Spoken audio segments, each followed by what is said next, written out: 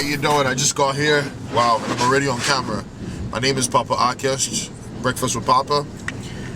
We the team are trying to make sure that we're on time and everything is punctual. My guys have asked me to stay put while the program begins, and they'll come get me when they're ready for me to talk. In the meantime, since we're giving out free car wash today, I just drove in. I'm about to get this car detailed, and this is a beautiful car spa. I love what comes with it. I love what the gimmicks. I love giving free. I'm happy we're giving all these extra incentives for people to come to the program. You better take advantage. Love you all. Peace. See you. How you doing? How's everybody doing today? How's everybody doing today? I hate using my Now, today we want to talk about introducing structure to your communication, because regardless of whatever it is that you're doing, you need to be able to engage people and engage them correctly in a way that will compel them to listen to you. But for those of you who are not ready to grab your pens and papers yet, go ahead and enjoy your food. It's okay. This is what we came up with a term called mixing. That's breakfast and mingling. So I hope you had enough of breakfast and mingling and all that. At some point, I'm going to invite one of the founders and managers and owners of Kahaya to come up here and also give us a bit of a demo at some point. Oh, you're ready now? Okay, all right. Come tell us about Kahaya. Come tell us what Kahaya is all about. All right, good morning. I went partying last night, so I didn't sleep well. So you went partying as well. It's necessary sometimes. My name is Sam Amano.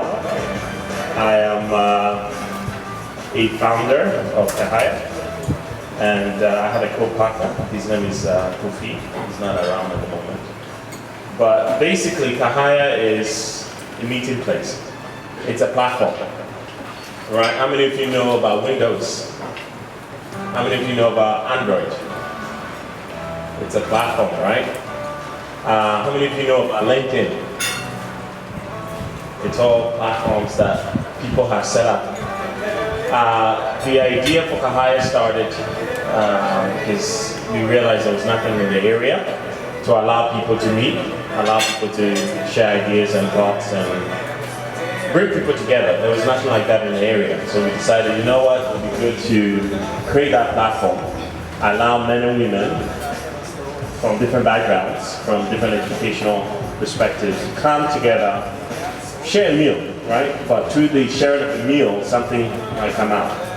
I'm sure there's been a lot of connections in this place that has created more value than just a plate of food or a bottle of champagne or something. So that was the idea.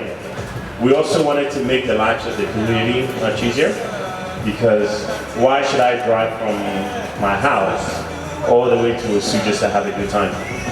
It's not efficient, right? So that was one of the other reasons, to just simplify our neighborhood and make it convenient to just live in the area. The third thing that prompted Kahaya was the fact that I love taking risks. Somebody say, I love taking risks.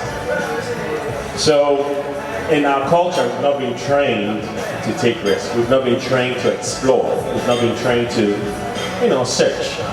There's an old wise saying that says, if you seek, you will find. If you knock, the door will be open, right? A lot of us, unfortunately, have created assumptions that have blocked us from even seeking, even searching, because we think, oh, I thought this is only for so and so people, or I thought this is, you're looking for a job, and like immediately your mind has already disqualified you because you've created blocks mentally that you don't know exist, stumbling blocks, right?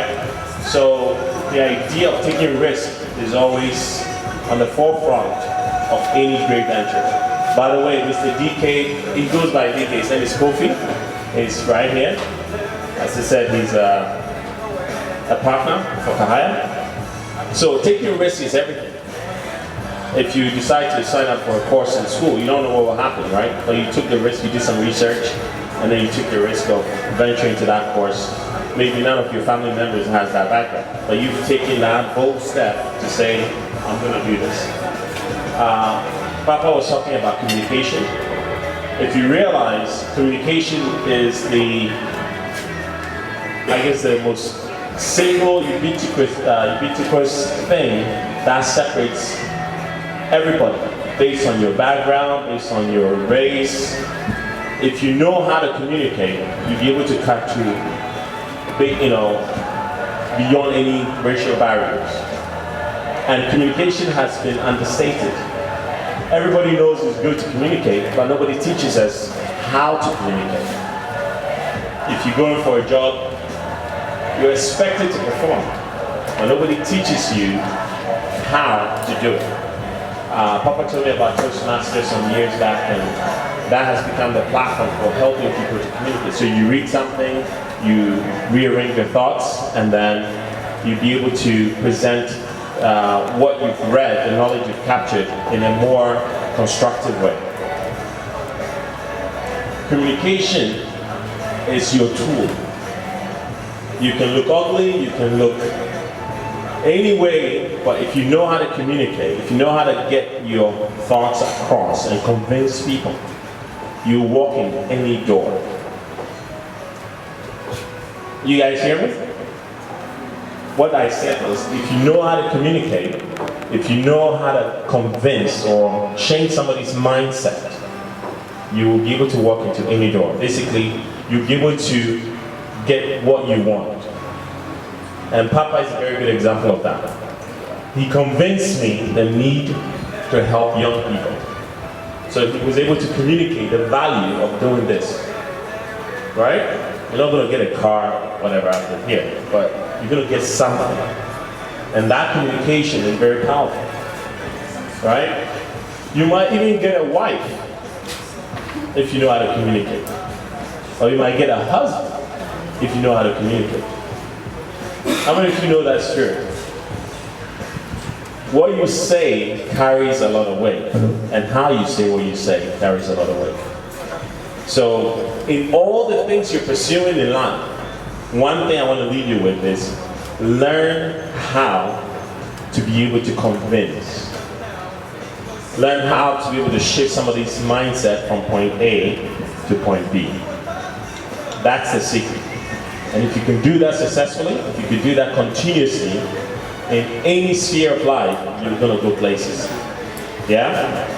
All right, thank you. Awesome.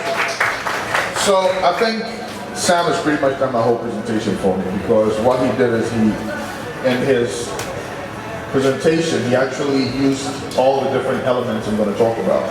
He introduced himself, he introduced Kahaya, he made it relevant, he grabbed your attention, he went into the body of it, he talked about it, he concluded, and he gave you a call to action, okay? So let's talk about the ABCs of communication. So A is what? The attention grabber. It also creates what? Assurance. Because it lets you know that what? You do want to listen to me. Okay? That's why you put in your first action. But there's one golden rule in communication. Well, I call it my golden rule. And I hope most people may know it as a golden rule. Because that's the one thing that if you don't do, you will fail. Before you even open your mouth, the first A, before you even open your mouth, can somebody help me out with that? What do you have to do? Sarah, can you help me with that? Okay. You should analyze your audience. You should always analyze your audience, okay? So, communicating with your father, communicating with your girlfriend, communicating with your wife, is not any different. Communicating with your same fundamentals. So when you walk home, those of you who are married, or when you go to your father, those of you who stay with your parents, before you ask for something, before you tell him how your day went, before you try to have any type of conversation with him, don't just go blurting. The first thing you want to do is analyze the person's mood, right? They may be in a good mood to listen to what you have to say, or they may not. And the same thing that you may tell him tomorrow that will get excited about. Maybe today he's had a bad day, he may scream at you. So the same thing with your audience. Always analyze your audience before you start talking.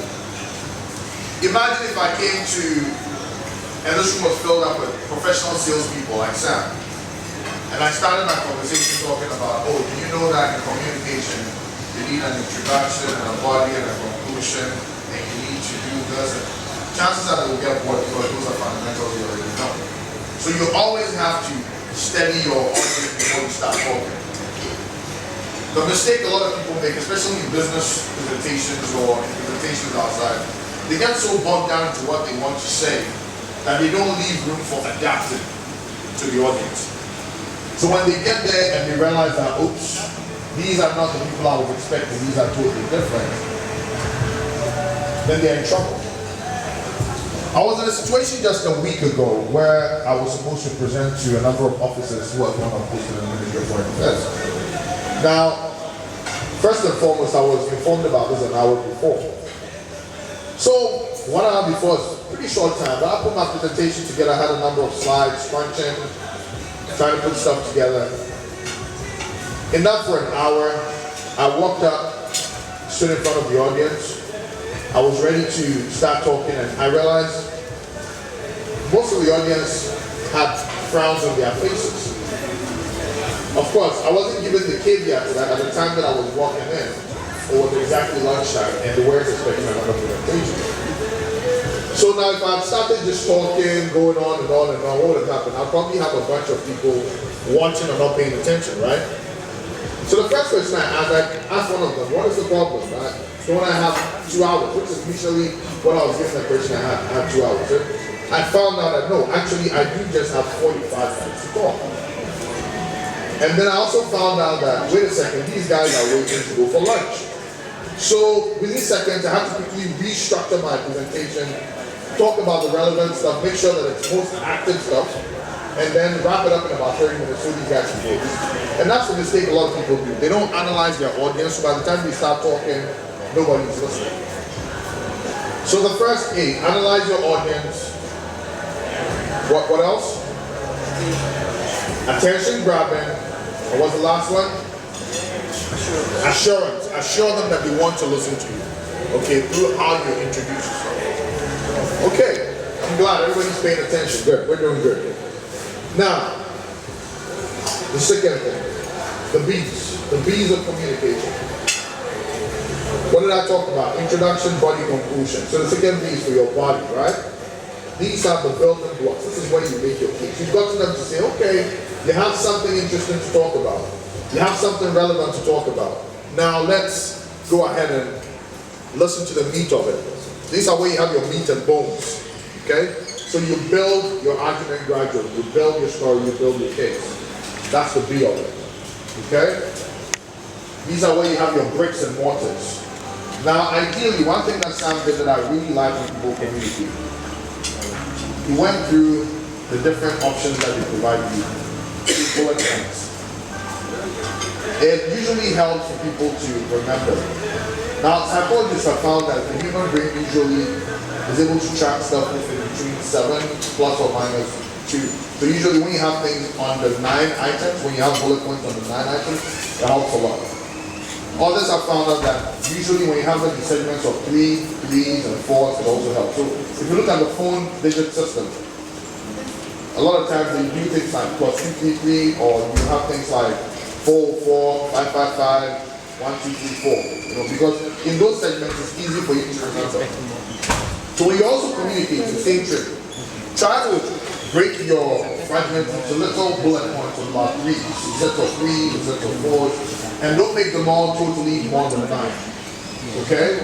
So in this presentation, I'm going to make sure that my introduction, I have 3 bullet points, my body, I have 3 bullet points, and then in conclusion, I have 3 bullet points. So you remember what you said. So use bullets as much as possible when you try to go to the body of what you have to talk about. So what are the 3 B's again? Build your bricks in the body of the statement. Do what again? It's the base of your communication. And then you want to ensure that you use what? Bullet points to segment them. Okay? Now in every communication, the one part that unfortunately a lot of people leave behind. And yet it's probably just as important as your opening. The one part that a lot of people tend to forget. A lot of times people don't manage their time well. So by the time they realize time is up and then they just wrap up. But one of the most important, if not most important, is your conclusion. Why? Because it's your conclusion that does what? Determines what the person walks away with. If somebody comes to sit in front of you for 3 hours and at the end of the day you don't give them that one chance or one thing to walk away from, what have you done? Just wasted your time. So I like to call the conclusion what? Your carry out part of the program. What do you give them to carry out? Okay? It's also where you have your call to action. What do you want them to do now that you've told them this? Okay? What do you want them to do now that you've said this to them? The C. Very, very, very important. It also gives you the opportunity to summarize everything. So call out the most important part of your message. Summarize everything. There were a few things that you realized that when Sam was talking, he repeated. Repetition helps to what? To reinforce the message in your mind. You also try as much as possible to use very simple language. Clarity always helps. Be very clear about your message and get it out there. But the conclusion is very, very strong and very, very powerful. Make sure your conclusion is concise, it is clear, you're clear about what your call to action is and what you want people to do, and then you're clear about what? About what you want them to carry out. Okay?